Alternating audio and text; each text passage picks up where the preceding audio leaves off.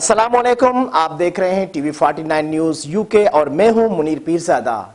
आइए आपको ले चलते हैं आज की खबर की जानिब।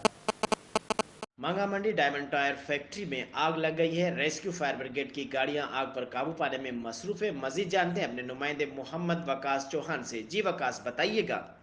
जी बिल्कुल, मांगा मंडी रेवल रोड डायमंड टायर फैक्ट्री में आग लग गई है। रेस्क्यू फायर ब्रिगेड की गाड़ियां आग बुझाने के लिए पहुंच गई हैं। जराये के मुताबिक डायमंड टायर फैक्ट्री के कबाड़ खाने में आग लगी है।